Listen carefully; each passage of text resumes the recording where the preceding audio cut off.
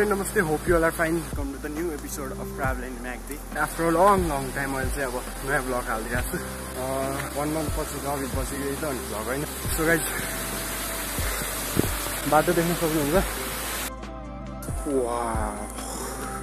सबैले थाहा पाउनु होला म आज कहाँ जाँदैछु. कसले पनि यस्तो आइरहेको छ पैदल हिँडेको हैन. त्यहाँ तलसम्म चाहिँ. सो मेरो आजको प्लानिङ भनेको चाहिँ पुरा चाहिँ काउलीगढ जाने प्लान हो. बाटोमा के त्यस्तै प्रब्लम भयो. सो इन्ट्रो अब फेरि गलेश्वर आएर सुरु गरेको छु. अनि काउलीगढ जाने गलेश्वरदेखि चाहिँ 30 मिनट जस्तो लाग्छ हैन. माथितिर हिँड्नुपर्ने हुन्छ. अनि गलेश्वरसम्म चाहिँ मैले चाहिँ क्याबमा आएँ. त्यसपछि बाटो यता अलि अप्ठ्यारो रहेछ नि त. सो हिँडेर आएको छु. एज यु क्यान सी राखु भगवती यता चाहिँ मुस्ताङ है.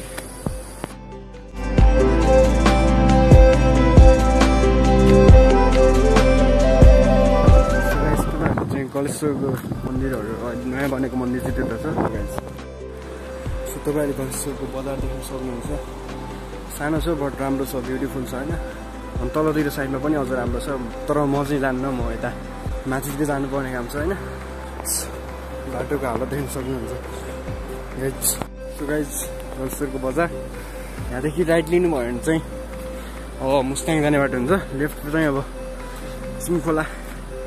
अनि गाइस तपाईँ नेपालको बाटोको कन्डिसन देख्न सक्नुहुन्छ सर होइन. दिदी आमा हामीलाई नि यस्तै बाटो चाहिएन, बनाइदिनु पर्यो राम्रो बाटो. अनि बल्ल पो सुपर बाइक ल्याएर कुदाउनुहुन्छ. हो कि होइन त? हो कि होइन? यहाँदेखि चाहिँ लेफ्ट राइट थाहा छैन. I don't know. म हावा हचुवाको घरमा हिँडेछु. कता हो जहाँसम्म लाग्छ राइट हो. त्यहाँ चाहिँ नयाँ ब्रिज बन्दैछ है, मुस्ताङ जाने ब्रिज हो त्यो.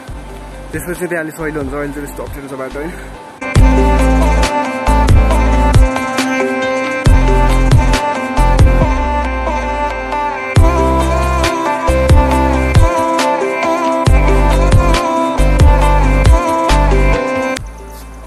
काउलीगढको जङ्गल देख्न सक्नुहुन्छ.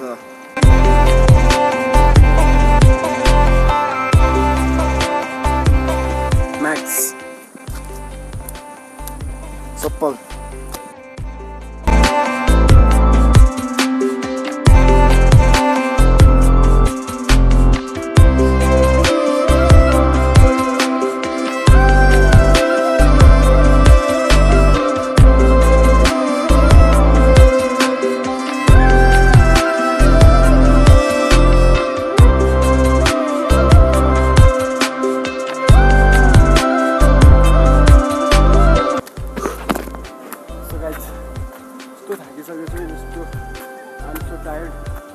बाटो यस्तै छ है. सिँढी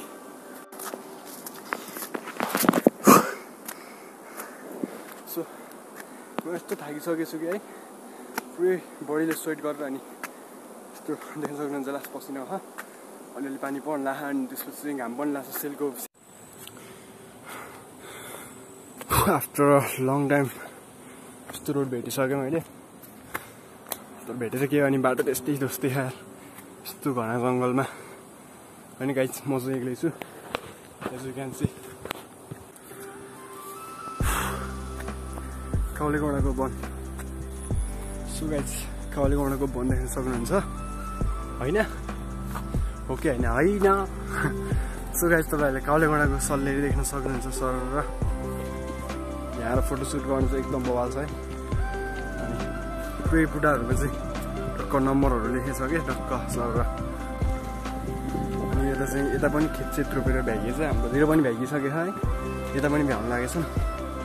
अनि म चाहिँ अब इन्टरनेसनल हानिदिएको नि त होइन. यतै इन्टरनेसनल लेख्नु साह्रै. All right good. सो गाइस म चाहिँ अब एउटा बिचमा एउटा होइन. पुरा के भन्दाखेरि मैले अब यस्तै नै होइन, जस्ट यस्तै नर्मल तरिकाले रेकर्डिङ गरेर हिँडिरहेको छु. 81 सडनली होइन 2-3वटा मान्छे आउँछ होइन. अनि यस्तो रेकर्डिङ गरेको देखेर के भन्छ भने मान्छे साइको भएछ भनेर के ल सोध्छ. तिनीहरूले त्यस्तै तरिकाले हेरिदिन्छ. त्यस्तो गरेर हामीलाई मतलबै भएन नि होइन गाइस. अब यसरी भिडियो बनायो भने चाहिँ तपाईँहरूको काम पनि हुन्छ कि सब्सक्राइब गरेर जाने, सेयर गर्ने, सपोर्ट देखाउने. नदेखाए पनि मतलबै भएन नि त. हो कि होइन?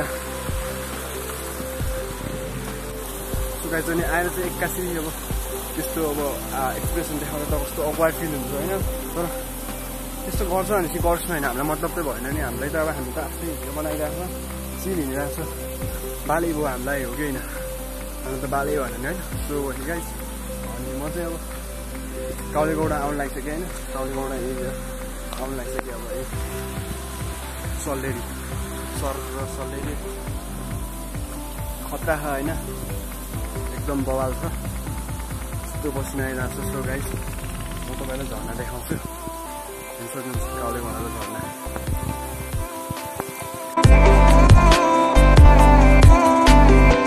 सो गाइस म चाहिँ मुख धुँदैछु है अहिले सर्वे पानीमा काउलेगौडाको चिसो पानी चिसो पानीले मुख धुँदा खान्छौँ राख्नु त गाइस सो मुख पनि धोइसक्यो अब जाने बेला भयो खुट्टा खुट्टा धुने अनि जाने हो गाइस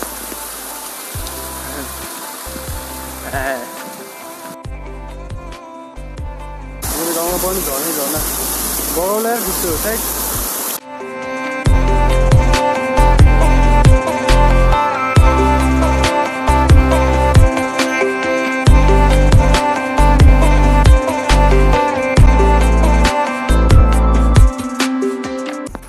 सो फाइनली गाइस म चाहिँ अब काउलेगौडा आएँ भनौँ न होइन आइपुगेँ मेरो डेस्टिनेसन भनेको यहीँसम्म होइन so hope you guys like my video पुरानो भ्युवर्स हुनुहुन्छ भने सेयर गर्नु होला लाइक गर्नु होला भिडियो अनि नयाँ हुनुहुन्छ भने सब्सक्राइब गर्नु होला है